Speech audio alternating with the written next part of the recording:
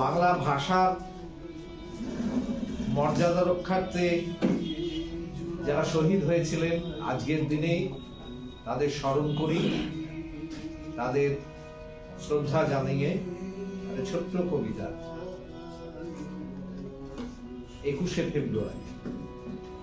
মেঘের মতো ভাসতে ভাসতে 21 আসে ফিরে, 21 আসে চিলের ডানায় ধান সিঁড়িটির তীরে, 21 আসে বারুদ গন্ধে 21 ফোঁটায় ফুল, 21শে ঢেউ উথাল পাথাল বাংলা নদীর ফুল, 21 নামে উঠোন জুড়ে 21 চোখের পাতায় 21 আসে বসন্তে এই হলুদ বিষণ্ণতা, 21 আসে স্বপ্ন নিয়ে 21 দেখায় আলো, কালো মেঘের অন্ধ আকাশ 21শে চমকালো।